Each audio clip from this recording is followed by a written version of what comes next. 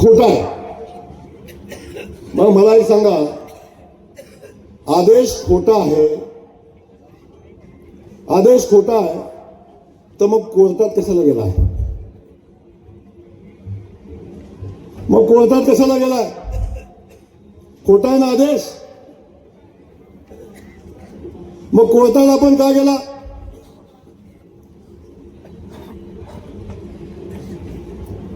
वरची माळ्याच्या वस्तीवर गेले, काय म्हणतात तिथं? तुम्ही काळजी करू नका, कोले वस्तीवरती गेले, तिकडे सगळीकडे गेले, काळजी करू नका, माळ्यांचं तेवढं आम्ही करून देणार आहे. पलीकडे हनुमा तुमच्या इकडे आले तांदळाच्या वस्तीवर, तिकडं म्हणजे बाकी कुणाच नाही, पण आम्ही धनगराचं तेवढं करून देणार आहे. पलीकडे लोखंडाच्या वस्तीवर गेले, तिथं म्हणजे बाकी कुणाचं नाही करणार, पण आम्ही लोखंडाचं तेवढं करणार आहे. वस्ती धनुभाव आलते का तुमच्याकडे? नव्हते.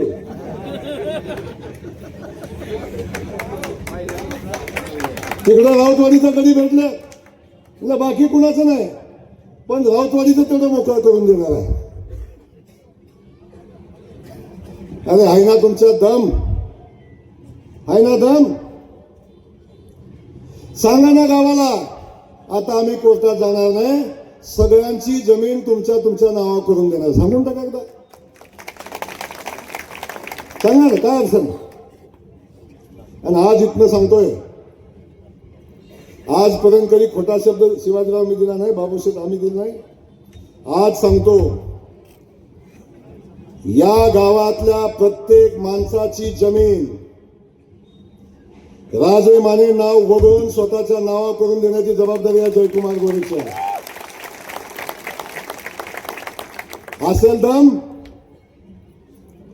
तर दाखवा अडवून. गेलाय कोर्टात, जावा कोर्टात. आज या गावाला सगळ्या जनतेला सांगतोय, वकील सुद्धा देऊ नका, वकील सुद्धा जयकुमार गोरे देईल, काळजी नका करू. इथं जात असताना कुणाचा वाटखर्चीला पैसा घेतला ना शिन्ना भाऊ, कुणाचा विषय ना, माझाच चहा पिले, माझंच जेवण खाल्लं, माझंच नाश्ता पाणी केला. जयकुमार गोरे कुणाच्या चहाला मिळणार नाही. पण या ठिकाणच्या लोकांना पिढ्यानपिढ्याचं ते संकट यांच्यावरचं आहे. बँकेत जाता येत नाही, कर्ज काढता येत नाही, बांधकाम करता येत नाही, काही करता येत नाही.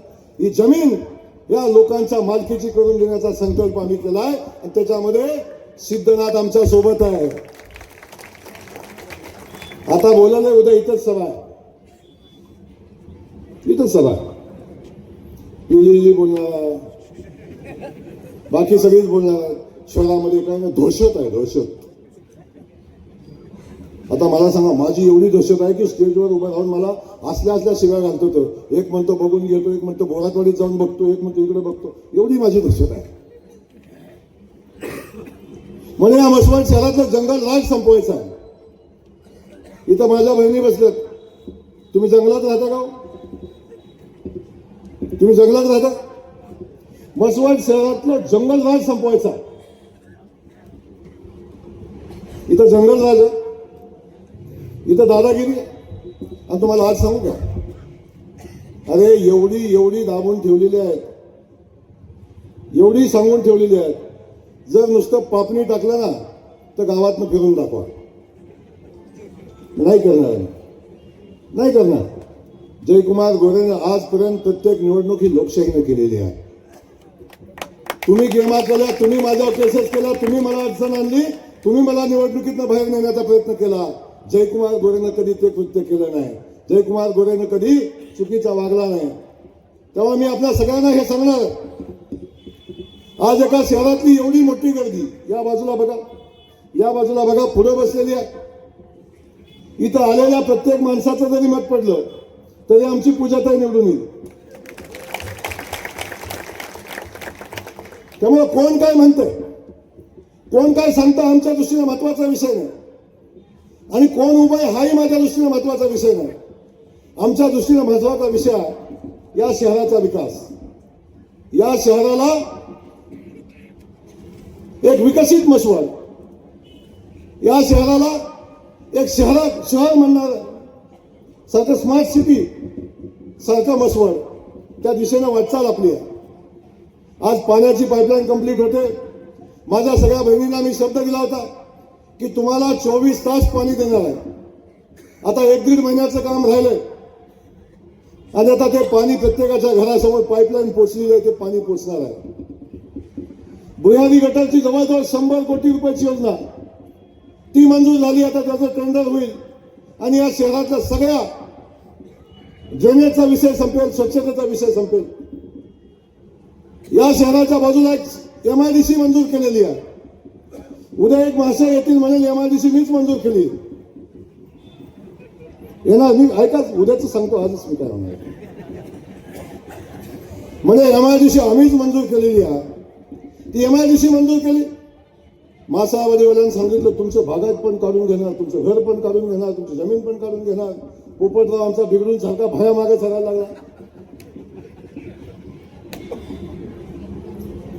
आयुष्यभर माणूस माणसात ठेवला नाही.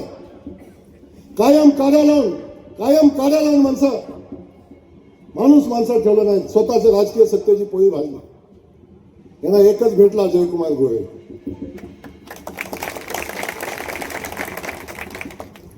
किती अडचण आणले, किती स्पर्धा झाली, किती काय केलं, तरी सुद्धा जयकुमार गोरेला निवडणुकीत नाही अडवू शकले. मंत्री होऊ नये म्हणून काय काय केलं, किती बातम्या. मंत्री झाल्यावर पुन्हा केसेस घातल्या. सुदैवाने माझी बायको चांगली आहे, अजून घटस्फोट झाला नाही.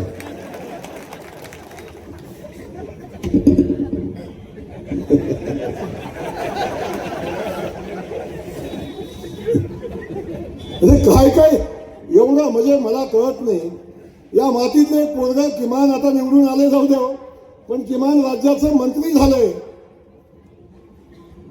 तेव्हा तरी थांबायचं. पण तेव्हा सुद्धा या भातरानं नाही. म्हणजे आता इतिहासच तसा आहे. मी जाणार नाही संताजी धनाशिवाय, मी जाणार नाही त्याच्या विषयावर, नको आता त्या विषयावर नको जायला. पण इतिहासच असा.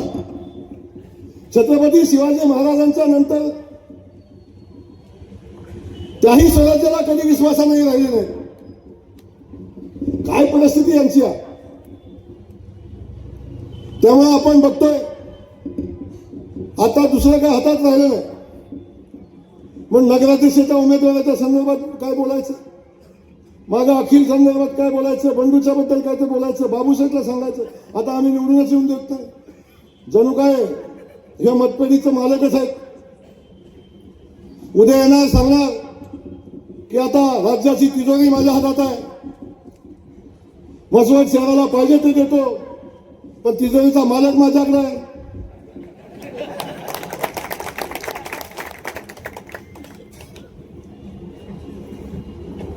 आणि तिजोरीचा एक पार्ट माझ्याकडे पण आहे. तर सगळं आपण बघितलं. यांना दुसरं सांगायला काही नाही. विकास कामं बोलू दे, विकास कामं बोलू दे, अडचणी संदर्भात बोलू दे, का निवडून द्यायचं हे सांगू दे, आणि बाकी सगळं सोडून द्या. हो, वाड्यातल्या लोकांनी सुद्धा सांगा, कुठं होता 5 वर्ष तुम्ही? सत्ता आली ना तुमच्याकडे, कुठं होता 5 वर्ष तुम्ही? जनता जगली मेली, रस्ता हाय नाही, पाणी हाय नाही. कधी आला तुम्ही कुणाकडे? कधी बोलला कुणाशी?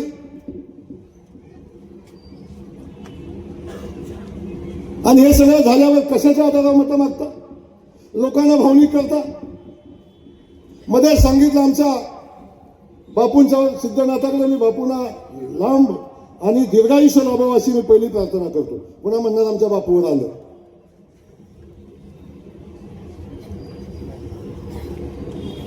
अरे बाबू काका, आपल्या कुटुंबातला एखादा व्यक्ती आजारी पडला तर त्याला जिवंत राहावा, त्याला चांगलं जीवन जगावं म्हणून आपण सर्वस्व पणाला लावून प्रयत्न करतो. खरं आहे ना? सर्वस्व पणाला लावून प्रयत्न करतो. आणि हे काय सांगतात? बापूच्या डोळ्या देखत एकदा नगराध्यक्ष होऊ दे. किती भावनिक साध आहे बघा. म्हणजे ह्यांना गॅरंटी आहे. काय बोलताय यार? किमान स्वतःच्या वडिलाबद्दल परमेश्वरानं त्यांना 10-20 वर्षाचं अजून आयुष्य द्यावं, त्यांची प्रकृती अजून उत्तम व्हावी. पण बोलता काय तुम्ही? मतासाठी, एका निवडणुकीसाठी स्वतःच्या वडिलांची बोली लावता.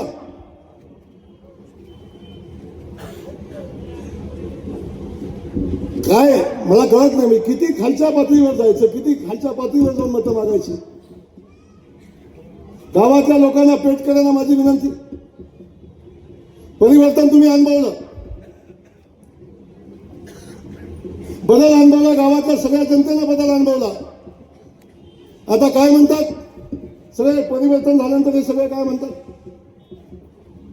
काय लोकांना शिकवलं वाढेल? गावातला पाहिजे, गावातला पाहिजे. मला सांगा, जो विरकरवाडीचा मागच्या वेळी निवडून दिला होता ते कोणी दिला होता?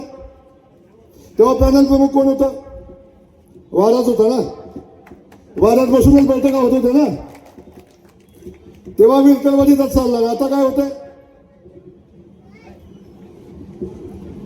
या सगळ्या पेट करायला एवढंच सांगायचं. आणि त्यातली त्यात काय? धनगर नको, सगळं चालतं धनगर समाजाचं. धनगराचा नगराध्यक्ष मागच्या वर्षी कसा चालला? आता नको. किती जातीपातीचा विष पेरता. मग ठीक आहे, धनगर काय नको, बाबू का नको?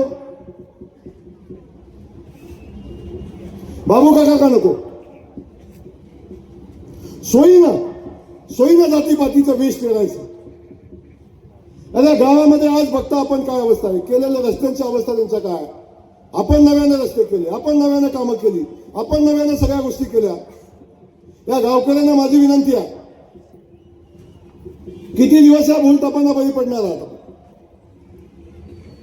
या शहराला जर विकसित शहर घडवायचं असेल, या शहराचा विकास यज्ञ आपल्याला पुढे न्यायचा असेल, या शहराला सगळ्यात विकसित शहर म्हणून बनवायचं असेल, या शहरामध्ये एक भव्य दिव्य अशी MIDC उभी करायची असेल, या MIDCच्या माध्यमातून या शहराचा एवढा मोठा विकास होईल. हजारो युवकांना इथे दिसतात ना पोरं आज. सगळे समाजाची, माळी, धनगर, कोळी, सगळ्या समाजाची, वडील असतील, मातंग असतील, बौद्ध असतील, या सगळ्या समाजाच्या मुलांच्या हाताला काम नाही. यांच्या हाताला काम मिळायचं असेल तर मसवड शहरामध्ये MIDCची आवश्यकता आहे. ती MIDC आपल्याला उभी करायची आहे. त्या सगळ्या लोकांच्या, युवकांच्या हाताला काम द्यायचं आहे. जेव्हा इथे MIDC होईल, मोठे उद्योगधंदे येतील, तेव्हा या शहराचा विकास होईल.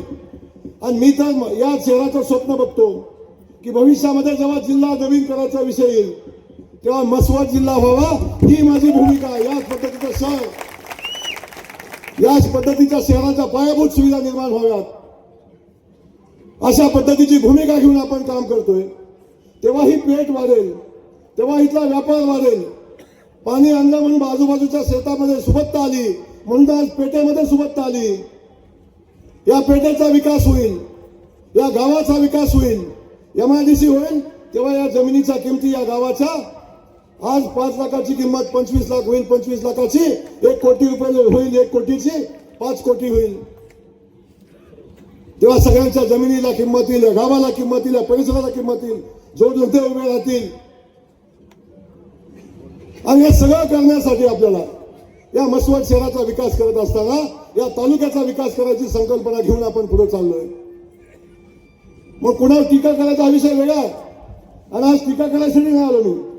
आज मी तुम्हाला एवढंच सांगणार आहे की विकसित मसवड, एक स्मार्ट मसवड, 24 तास पाणी देणारा मसवड, ड्रेनेजची सुविधा असणारा मसवड, सगळ्या पायाभूत सुविधा असलेला मसवड. एक सामाजिक सभागृह आम्ही बांधायला घेतलंय. मी परवाही सांगितलं, एका लग्नाचं कार्यालय भाड्यानं घ्यायचं म्हणलं, एक मंगल कार्यालय भाड्यानं घ्यायचं म्हटलं 70-80 हजार रुपये लागतात आपल्या एका मंगल कार्यालयाच्या भाड्याला. जेव्हा माझ्या मसवड शहरातल्या कुणाचं गोरगरिबाचं लग्न येईल तेव्हा त्या फक्त 10,000 रुपयाचं मंगल कार्यालय आणि ते सामाजिक सभागृह, हे सभागृह या शहरामध्ये नव्हे, या जिल्ह्यामध्ये कुठं नाही अशा पद्धतीचं कार्यालय आपण बांधतोय. ते कार्यालय हे सगळं करण्यासाठी आपल्या सगळ्यांच्या आशीर्वादाची गरज आहे. हे आशीर्वाद आमच्या या सगळ्या 21 नगरसेवकांना, आमच्या नगराध्यक्षाच्या उमेदवारांना आपल्याकडून मागतोय मी. आणि या सगळ्यांच्या वतीनं हा जयकुमार गोरे मसवडला सिद्धनाथाला शब्द देतोय, या मसवड शहरातल्या ज्या ज्या विकास कामाला जे जे लागेल ते सगळं हा जयकुमार गोरे करेल आणि यांच्या वतीनं हा शब्द, या सगळ्या उमेदवारांच्या वतीनं हा शब्द जयकुमार गोरे देतो. तुमचा विजन सांगा, तुम्ही का निवडणूक लढवता सांगा. मला माहितीये बापूंनी बघावी एक भावना झाली, एक इच्छा, पण दुसरं सांगा तुम्हाला निवडणूक का लढवायचं. माळी, धनगर, लोखंडे, बौद्ध सगळ्यांच्या जमिनी निकाल झाला तो बदलण्यासाठी, पुन्हा इथं राजेशाही स्थापित करण्यासाठी. राग आला परवा किती, मी म्हणलं तुम्ही ती राजाची राणी असतील, आमची ही रयतेची राणी आहे. म्हणजे ही कशी काय राणी होऊ शकते, ही काय पद्धत आहे का बोलायची. का गरिबाने राणी व्हायला अधिकार नाही गरीबाच्या लेकीला, हा नाही अधिकार दिला.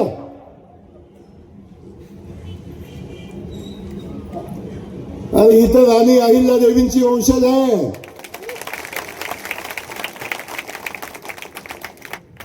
आणि ज्याला इमानदारीचा इतिहास आहे. बाकीचं मी सांगणार नाही. त्यामुळे आपल्या सगळ्यांना या ठिकाणी मी सांगतो, बाकी सगळ्या गोष्टी सोडून द्या, जातीच्या पातीच्या पलीकडे जावा, सगळे जोकडं काढून टाका आणि या मसवड शहराचं भविष्य घडवण्यासाठी आपण यांच्या पाठीशी उभं राहावा, भारतीय जनता पक्षाच्या पाठीशी उभं राहावा. देशामध्ये भारतीय जनता पक्षाचं सरकार आहे, राज्यामध्ये भारतीय जनता पक्षाचं सरकार आहे आणि जिल्ह्यामध्ये आणि मसवडमध्ये भारतीय जनता पक्षाचं सरकार असलं पाहिजे. ही भूमिका घेऊन आपण काम करतोय. त्यामुळे आपण बघितलं इथं बसलेला प्रत्येक माणूस शासनाच्या कुठल्या नाही कुठल्या योजनेचा लाभार्थी आहे. लांब नाही आमच्या लाडक्या बहिणीचं परवा बोललो मी देवाभाऊने आमच्या लाडक्या बहिणींसाठी, या शहरातल्या सगळ्या बहिणींसाठी, जातीपातीच्या पलीकडे जाऊन सगळ्या आमच्या लाडक्या बहिणींसाठी एक लाडकी बहीण योजना चालू केली. 1500 रुपये आमच्या बहिणीच्या अकाउंटमध्ये यायला चालू झाले. 1500 रुपये आमच्या बहिणीच्या अकाउंटमध्ये येतात. अनेक जण सांगत होती, आज जे मतं मागायला फिरतात का नाही, जे आमचे आयुक्त हात बांधून फिरतात, मतं हात बांधून मागतात काय, ते फिरतात. ते काय सांगितलं, लाडकी बहीण हा दिखावा निवडणुकीसाठी, हेच कधी सांगत होतं. हेच सगळं कधी आता जी फिरतात ना गावातनं, हे सगळं सांगत होतं लाडकी बहीण जुमलाय फक्त निवडणुकी फिरताय. आणि ते सगळं घडी आता गावातनं फिरतात, पुन्हा म्हणतात लाडकी बहीण योजना आमचीच आहे. आणि लाडकी बहीण योजना आमच्या देवाभाऊने आणली. सक्का भाऊ सुद्धा राखी बांधायला जेव्हा तुम्ही भावाला जाता तेव्हा ताटामध्ये 100 रुपये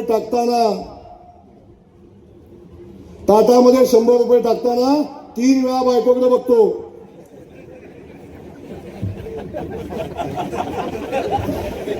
बायकोचा आदेश आला, मान हल्ली तरच घरी ताटात टाकतो, नाहीतर पुन्हा काढून घेतो.